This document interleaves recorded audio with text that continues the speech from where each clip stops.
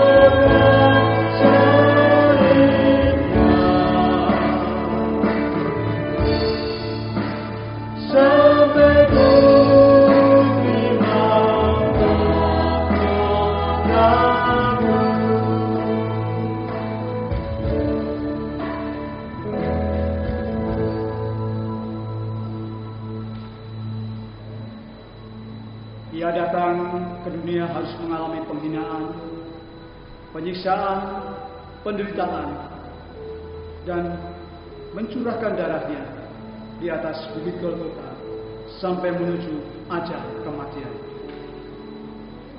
Itulah Bapak Ibu Saudara yang kasih Tuhan, bukti kasih Allah yang sungguh luar biasa Ia telah mengaruniakan anaknya yang tunggal sebagai korban untuk penebusan dosa. Pada siapa yang percaya kepadanya tidak akan binasa, melainkan beroleh hidup yang kekal. Dan mari kita akan pujikan Dia, tercurah darah yang kudus.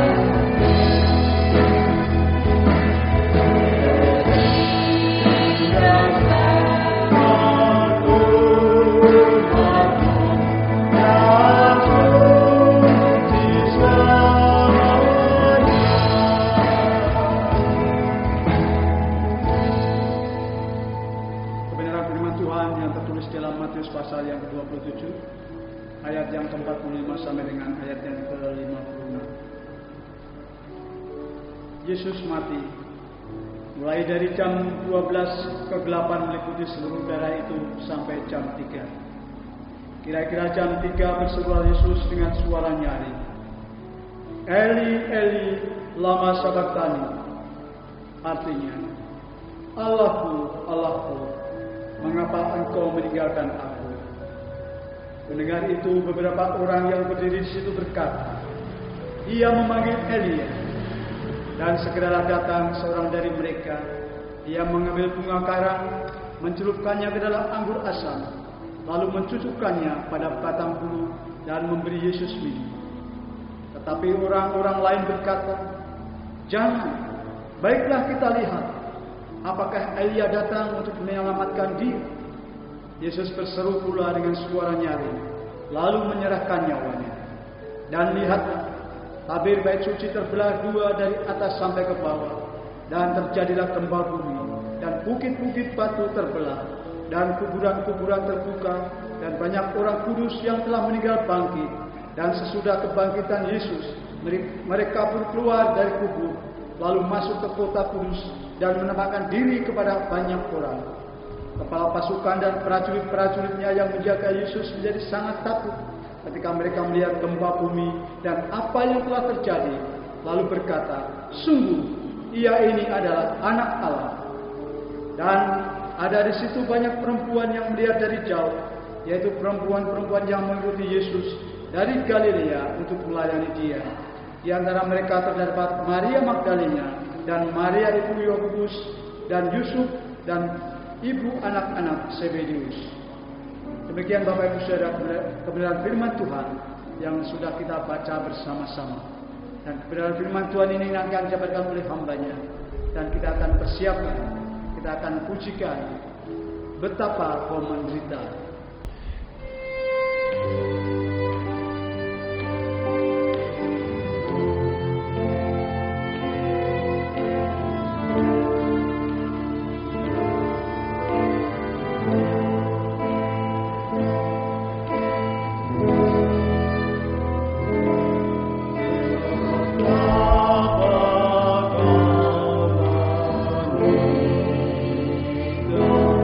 Yahweh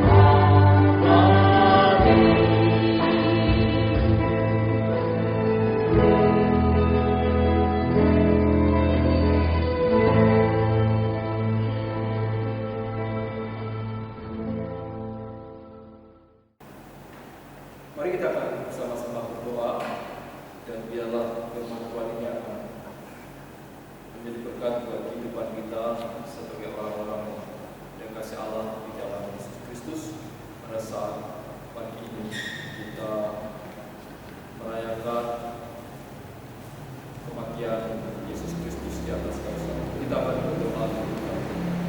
Tuhan Yesus, biarlah kuasa firman-Mu memberkati hidup kami pada saat pagi ini. Kami bersyukur Tuhan izinkan kami untuk belajar firman-Mu. Dan biarlah kami terus menjadi dewasa di dalam Allah. Keyakinan iman percaya kami tentang penyaliban-Mu sungguh menjadi dasar iman percaya kami sampai pada akhirnya untuk dibangkitkan dari antara orang mati. Bapa, berfirman-Lah kepada kami anak-anak-Mu sebagaimana kami ada Tuhan.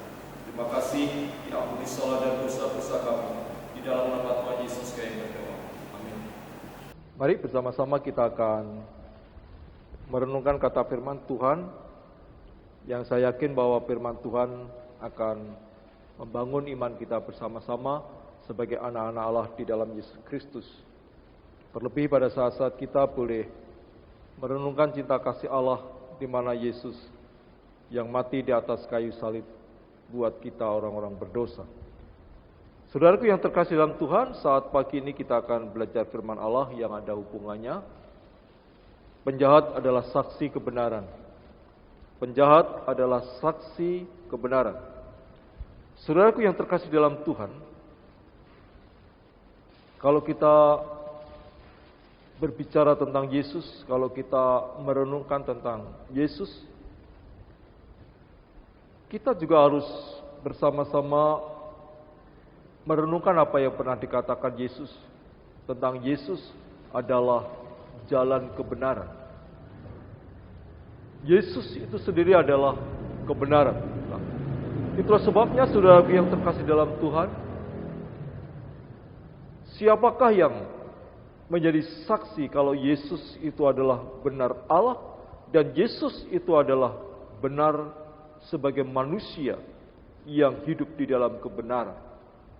Saudaraku yang terkasih di dalam Tuhan, itulah sebabnya di saat Jumat Agung inilah kita orang-orang percaya merenungkan kata Tuhan di dalam firman-Nya, di mana penjahat menjadi saksi daripada kebenaran itu. Mengapa saya katakan penjahat? Di dalam firman Tuhan, Yesus disalibkan di tengah-tengah penjahat.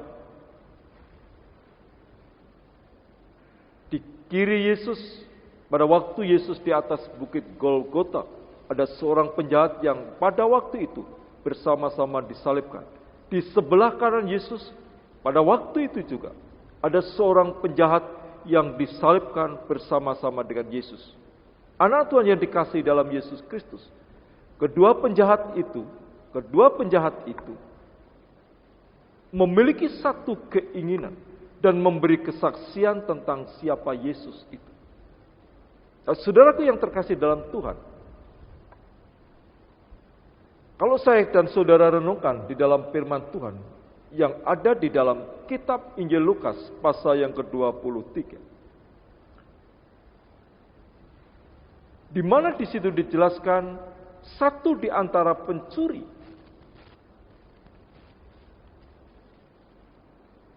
dia mau percaya kepada Allah di dalam Yesus Kristus kalau Yesus sudah turun dari salib. Saudaraku yang terkasih di dalam Tuhan, satu penjahat dia bisa mengatakan kalau Yesus itu adalah Allah, kalau Yesus itu adalah manusia, tetapi manusia yang hidup di dalam kesempurnaan. Anak Tuhan dikasih, itulah sebabnya saat pagi ini kita belajar satu di antara penjahat yang menjadi saksi Yesus adalah kebenaran. Di dalam firman Tuhan ini, kedua penjahat itu tahukah siapa Yesus pada masa Yesus masih hidup di dalam dunia ini? Apa yang diperbuat oleh Yesus? Apa yang dikerjakan oleh Yesus? Dan siapakah Yesus? Ya, kemungkinan besar kedua penjahat itu bersama-sama di dalam masa penawanan. sebelum dia disalibkan. Kemungkinan juga kedua penjahat itu tahu persis siapa Yesus itu. Atau juga mungkin tidak tahu siapa Yesus. Tetapi kalau saya dan saudara boleh renungkan, pastinya tahu. Kedua penjahat ini tahu siapa Yesus. Itulah sebabnya satu di antara penjahat ini mengerti siapa Yesus dan pada akhirnya dia percaya Yesus. Dan itulah sebabnya pada waktu Yesus di atas kayu salib, satu penjahat mengatakan tentang siapa Yesus itu. Dia bisa membandingkan dirinya sebagai seorang penjahat dengan Yesus sebagai Allah dan manusia yang hidup di dalam kesempurnaan. Inilah satu hal yang saya dan saudara boleh belajar daripada seorang penjahat ini yang menjadi saksi tentang siapa Yesus itu. Di dalam firman Tuhan mengatakan demikian. Firman Tuhan mengatakan demikian. Di dalam kitab Injil Lukas pasal 23 ayat 33. Ketika mereka sampai di tempat yang bernama Tengkorak, mereka menyalibkan Yesus di situ dan juga kedua orang penjahat itu, yang seorang di sebelah kanannya dan yang lain di sebelah kirinya. Yesus berkata, "Ya Bapa, ampunilah mereka, sebab mereka tidak tahu apa yang mereka perbuat." Dan mereka membuang undi untuk membagi pakaiannya. Orang banyak berdiri di situ dan melihat semuanya. Pemimpin-pemimpin mengejek dia, katanya, "Orang lain ia selamatkan. Biarlah sekarang ia menyelamatkan dirinya sendiri, jika ia adalah Mesias, seorang yang dipilih Allah." Juga prajurit-prajurit mengolok-olokkan dia. Mereka mengunjukkan anggur asam kepadanya dan berkata, "Jika engkau adalah raja orang Yahudi, selamatkanlah dirimu. Ada tulisan di atas kepalanya, 'Inilah raja orang Yahudi.'" Seorang dari penjahat yang dikantung itu menghujat dia, katanya, "Bukankah engkau adalah Kristus? Selamatkanlah dirimu dan kami." Tetapi yang seorang menegur dia, katanya, "Tidakkah engkau takut juga kepada Allah, sedang engkau menerima hukuman yang sama? Kita memang selayaknya dihukum, sebab kita menerima balasan yang setimpal dengan perbuatan kita. Tetapi orang ini tidak berbuat sesuatu yang salah." Lalu ia berkata, "Yesus, ingatlah akan aku apabila engkau datang sebagai raja." Kata Yesus kepadanya, "Aku berkata kepadamu, sesungguhnya hari ini juga engkau akan bersama-sama dengan aku di dalam Firdaus." Saudaraku yang terkasih dalam Tuhan, saya belajar firman Tuhan ini, saya menemukan satu kebenaran yang luar biasa, yaitu tentang seorang penjahat yang menjadi saksi kebenaran tentang siapa itu Yesus. Yesus yang mati di atas kayu salib, siapa dia? Di dalam firman Tuhan ini dia mengatakan tentang Yesus. Dia menegur seorang penjahat yang pada waktu itu memohon kepada Yesus supaya turun dari salib dan menolong dirinya sendiri. Tetapi seorang penjahat itu berkata, kata firman Tuhan mengatakan demikian, saya ulangi. Tetapi yang seorang menegur dia, katanya, "Tidakkah engkau takut juga kepada Allah, sedangkan engkau menerima hukuman yang sama?" Saudaraku yang terkasih dalam Tuhan, penjahat ini meyakini siapa tentang Yesus. Meyakini tentang Yesus Kristus yang sebenarnya tidak layak untuk disalibkan. Penjahat ini mengatakan, kalau aku layak untuk disalibkan, tetapi siapakah Yesus? Saudaraku yang terkasih dalam Tuhan, saya meyakini bahwa penjahat ini tahu tentang Yesus. Itulah sebabnya dia berani berbicara siapa itu Yesus. Dia berani mengatakan siapa itu Yesus. Kalau dirinya layak untuk disalibkan, menerima hukuman yang setimpal, tetapi Yesus tidak.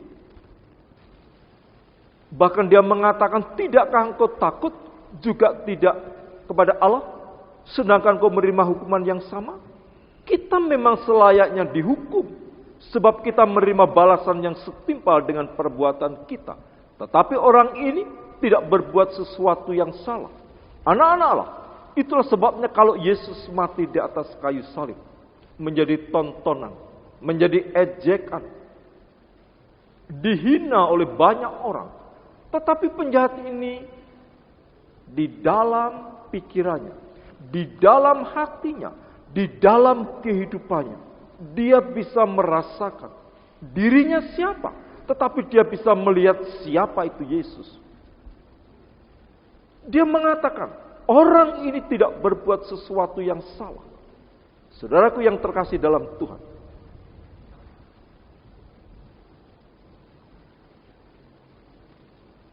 iman orang ini adalah luar biasa. Perasaan orang ini adalah luar biasa.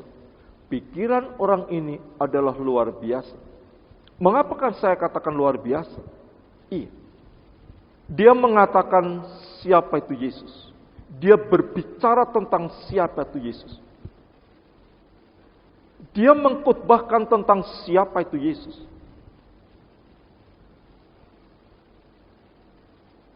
Kalau suara itu terdengar kepada orang-orang yang pada waktu itu masih berkerumun menyaksikan Yesus yang disalib, ya pastinya orang tersebut pasti geram. Di atas kayu salib masih mampu membela siapa Yesus. Sementara di pengadilan agama, pengadilan negara, Yesus pun sebenarnya tidak dikatakan dan tidak ditemukan kesalahannya, kejahatan yang pernah dilakukan. Itulah sebabnya saudaraku yang terkasih dalam Tuhan, penjahat ini luar biasa. Penjahat ini luar biasa. Berbicara tentang Yesus Kristus. Lalu ia berkata, Yesus, ingatlah akan aku apabila engkau datang sebagai raja. Anak Tuhan dikasih.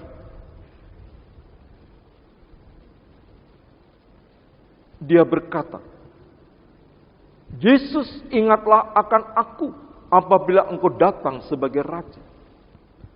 Penjahat ini masih memiliki satu pengharapan tentang kekekalan, tentang kerajaan surga.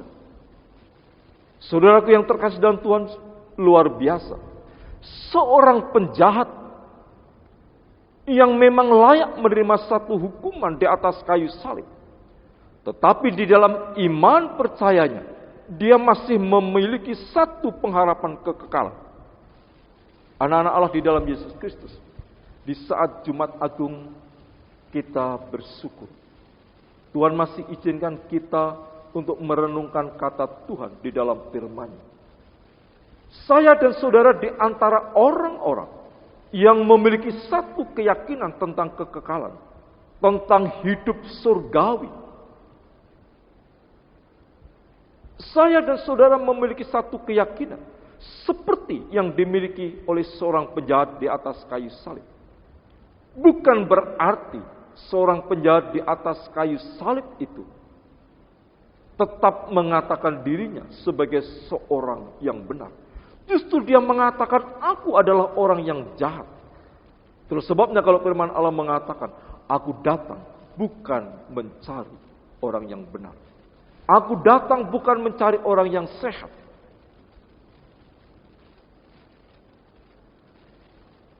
Aku datang mencari domba yang tersesat. Itulah sebabnya saudaraku yang terkasih dalam Tuhan. Satu anugerah yang diberikan Allah di dalam Yesus Kristus. Buat seorang penjahat yang pada waktu itu, yang disalibkan bersama-sama dengan Yesus, masih ada waktu untuk bertobat. Anak-anak Allah di dalam Yesus Kristus. Memang hidup kekristenan itu terletak kepada pertobatan. Kehidupan di dalam kekristenan saya dan saudara terletak kepada satu pertobatan. Anak-anak Allah, penjahat ini menjadi saksi kebenaran. Kebenaran tentang siapa Yesus adalah Allah. Siapakah Yesus sebagai manusia, tetapi manusia yang sempurna dan benar. Itulah yang diceritakan oleh penjahat itu. Itulah yang diyakini oleh penjahat itu. Dia percaya kalau Yesus itu Allah. Berarti Yesus mampu memberikan keselamatan. Yesus punya hak memberi pengampunan. Yesus punya hak untuk menyatakan kebangkitannya. Makanya penjahat ini mengatakan, apabila engkau datang sebagai raja, ingatlah akan aku. Apa jawab Yesus pada waktu itu? Kata Yesus kepadanya, aku berkata kepadamu, sesungguhnya hari ini juga engkau akan ada bersama-sama dengan aku di dalam Firdaus. Saudaraku yang terkasih dalam Tuhan.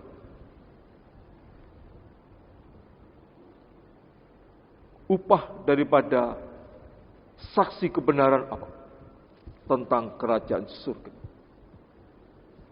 Allah memberikan satu keyakinan kepada penjahat yang pada saat itu bersama-sama dengan Yesus disalibkan. Menjadi tontonan banyak orang. Sangat hina saudaraku yang terkasih dalam Tuhan. Kalau seseorang sampai dijatuhi hukuman mati di atas kayu salib, itu adalah satu penghinaan yang sangat luar biasa. Tetapi tidak dengan Yesus. Tidak dengan Yesus. Yesus tidak layak. Yesus tidak layak untuk disalibkan. Tetapi Yesus memang harus mati di atas kayu salib. Tujuan pokok apa Yesus mati di atas kayu salib? Yesus mati di atas kayu salib. Menurut pengakuan daripada seorang penjahat ini, Yesus punya hak mengampuni. Yesus menebus dosa-dosa manusia dengan tubuh dan darahnya. Tetapi Yesus memberikan janji kepada penjahat ini. Bukan esok janjinya. Bukan yang akan datang. Bukan setahun lagi. Tetapi Yesus mengatakan, hari ini juga engkau akan ada bersama-sama dengan aku di dalam Firdaus. Anak Tuhan dikasih. Yang menjadi pembelajaran buat hidup saya dan saudara. Di saat saya dan saudara diizinkan Tuhan untuk merayakan kematian Yesus. Mengapa kematian Yesus perlu dirayakan? Iya. Karena itulah menjadi dasar iman orang percaya di dalam Yesus Kristus. Bahwa memang Yesus harus mati di atas kayu salib. Menjadi korban satu-satunya yang sempurna buat kita orang-orang berdosa. Sama dengan seorang penjahat di atas kayu salib ini. Yesus tidak akan pernah membanding-bandingkan tentang dosa. Yesus tidak pernah mengukur-ngukur tentang dosa. Tetapi Yesus menyenangi tentang pertobatan. Saya dan saudara tidak punya hak untuk mengukur dosa satu dengan yang lain. Tetapi saya dan saudara punya hak untuk menerima rahmat pengampunan Allah di dalam Yesus Kristus. Sama yang diterima oleh seorang penjahat yang di atas kayu salib. Tetapi yang luar biasa, saya dan saudara belajar dari penjahat di atas kayu salib. Yaitu, penjahat ini menjadi saksi tentang siapa Yesus.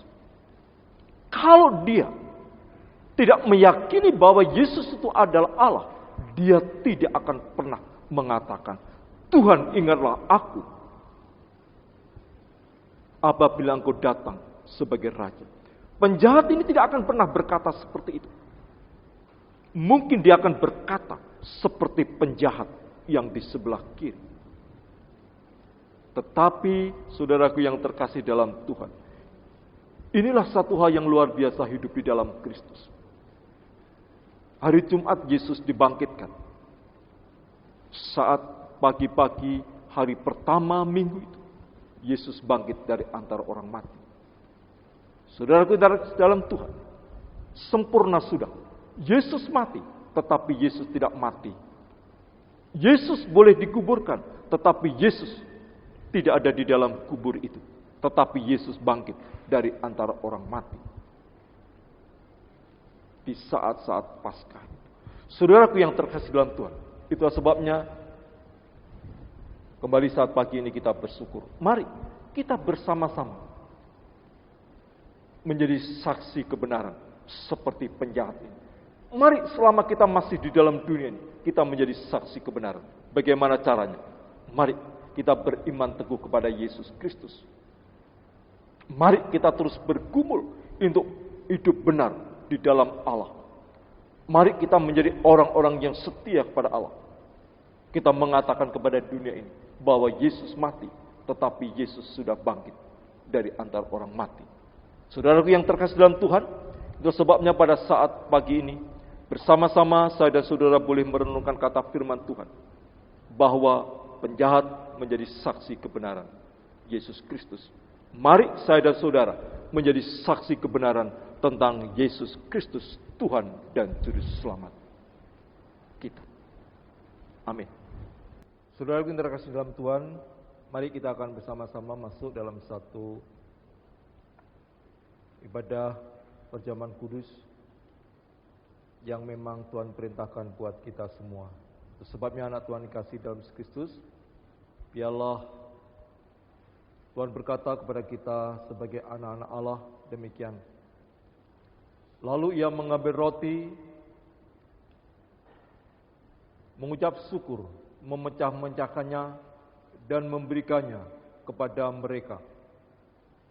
Saudara yang terkasih dalam Tuhan, terimalah roti perjamuan ini dan berdoalah kepada Allah, bersyukurlah akan pengampunan Allah di dalam Yesus Kristus Tuhan dan Juru Selamat. Bersyukurlah akan kehidupan yang masih Tuhan beri dalam kehidupan kita bersama-sama. Mari kita akan berdoa bersama-sama. Kepadamu ya Yesus, kami boleh bersyukur menerima roti perjamuan.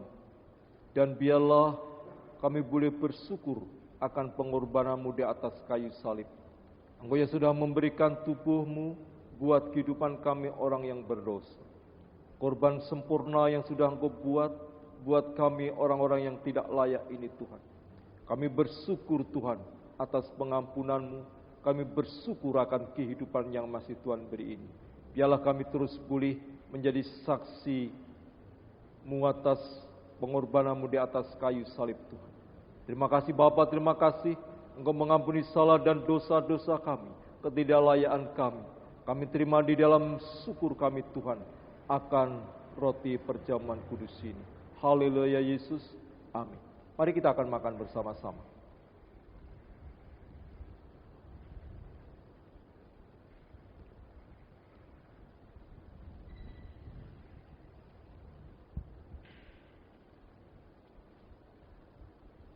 Saudaraku yang terkasih dalam Tuhan, setelah Yesus memberikan tubuhnya buat kita orang-orang berdosa, Allah mengatakan demikian juga dibuatnya dengan cawan sesudah ia makan. Anak Tuhan dikasihi, terimalah anggur perjamuan ini, kembali bersyukurlah kepada Allah. Tuhan sudah memberikan tubuhnya dan juga Tuhan memberikan darahnya buat kita orang-orang berdosa. Terimalah anggur perjamuan ini dan berdoalah, bersyukurlah kepada Allah di dalam Yesus Kristus, di dalam segala hal atas kehidupan ini. Mari kita akan berdoa. Bapa di surga, di dalam nama Yesus Kristus, kami boleh bersyukur akan kebaikan Tuhan. Engkau sudah memberikan tubuh-Mu buat kami, dan juga Tuhan memberikan darah-Mu buat kami. Sempurna sudah Tuhan, Engkau sudah mati di atas kayu salib, Engkau korbankan tubuh-Mu, Engkau curahkan darah-Mu buat kami orang berdosa. Tuhan terima kasih atas pengampunan-Mu. Tuhan terima kasih akan pengharapan kami tentang hidup kekal. Bapa, itulah sebabnya biarlah kami terus boleh bersyukur menjalani hari-hari yang Tuhan beri dalam hidup ini. Biarlah kami setiap saat boleh merayakan menjadi saksi-Mu tentang kematian-Mu di atas kayu salib buat kami orang berdosa. Kuatkan dan teguhkan iman kami Tuhan bersama dengan umat-umat tebusan-Mu yang lain. Kami terima di dalam rasa syukur kami akan anggur perjamuan yang Tuhan beri buat kami. Terima kasih Bapa, di dalam nama-Mu kami berdoa dan mengucap syukur. Amin. Tuhan berkata di dalam firman-Nya demikian. Perbuatlah ini menjadi peringatan akan aku. Cawan ini adalah perjanjian baru oleh darahku yang ditumpahkan bagi kamu. Mari kita akan minum bersama-sama anggur perjamuan yang sudah Tuhan siapkan. Mari kita akan minum bersama-sama.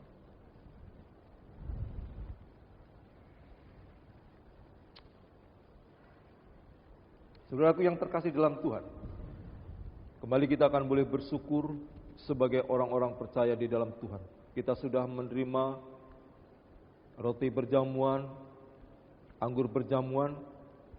Dialah semuanya ini akan terus mengingatkan kepada kita tentang Yesus yang sudah berkorban buat saya dan saudara, orang-orang percaya di dalam Tuhan. Mari kita terus berjalan di dalam iman percaya kita bersama dengan umat-umat tebusan Tuhan, dan biarlah Yesus akan menyertai kita senantiasa sampai kita bertemu muka dengan Allah Bapa di surga, di kerajaannya kekal. Seperti saudara-saudara kita yang lain yang sekarang sudah di pangkuan Bapa di surga. Kita akan berdoa, kita akan menerima berkat Allah. Mari kita akan berdoa. Bapa di surga, di dalam nama Yesus Kristus, Tuhan dan Juru Selamat, kami boleh bersyukur pada saat ini. Kami menyatukan kasih, iman, dan panggilan kami di mana kami berada, Tuhan. Di rumah masing-masing, kami boleh bersyukur, kami boleh menyatukan iman kami. Kami boleh menyatukan kasih kami, Tuhan. Kami boleh dipisahkan oleh jarak, tetapi Tuhan satukan kami dengan Roh Kudus-Mu. Itulah sebabnya Tuhan, terima kasih. Engkau melawat setiap pribadi kehidupan anak-anak-Mu. Di tengah-tengah goncangan, di tengah-tengah wabah penyakit yang sedang melanda dunia ini, Tuhan. Bapa di surga, biarlah kami selalu di dalam perlindungan. Kami memiliki satu keyakinan di dalam hidup kami. Pasti Allah akan menolong kami. Tuhan, kuatkan dan teguhkan kami, supaya kami boleh terus menjalani hari-hari yang Tuhan berikan kepada kami dengan penuh kasih dan kuasa-Nya. Bapa, terima kasih. Terima kasih Bapa. Ajar terus kami mengasihi-Mu dan mengasihi sesama manusia. Biarlah kami menjalani hari-hari dengan kekuatan dan hikmat yang datang daripada Allah Bapa di surga. Bapa, terima kasih. Biarlah berkat Tuhan turun atas kami setiap orang percaya. Di dalam nama Bapa, Anak, dan Roh Kudus, memberkati hidup kami anak-anak-Mu. Haleluya Yesus. Amin. Saudaraku yang terkasih di dalam Tuhan, saya sebagai hamba Tuhan, dan saya ingin tetap terus memohon kepada Allah supaya setiap anak-anak Allah selalu dikuatkan. Terlebih-lebih pada saat-saat kita sedang menghadapi satu wabah penyakit yang melanda dunia ini juga tidak luput kepada kehidupan kita. Itu sebabnya mari kita juga bisa menjaga diri kita masing-masing, baik kebersihan lingkungan di tempat di mana kita berada. Mari kita akan terus jaga, dan juga peraturan-peraturan pemerintah yang ada, mari kita juga belajar menaatinya. Itu sebabnya mari kita semua berharap supaya wabah ini segera berlalu dan kita akan menjalani kehidupan hari-hari kita seperti dulu lagi. Itu sebabnya kita bersyukur di hari Jumat Agung ini kita boleh bersama-sama bersekutu meskipun dengan jarak yang berjauhan, tetapi kita tetap dekat di dalam iman dan kasih yang Tuhan berikan. Itu sebabnya sekali lagi terima kasih, kita boleh bersama-sama mengadakan satu ibadah Jumat Agung di tempat di mana kita masing-masing berada. Terima kasih, kiranya Tuhan memberkati kehidupan anak-anak Allah kita semua. Amin.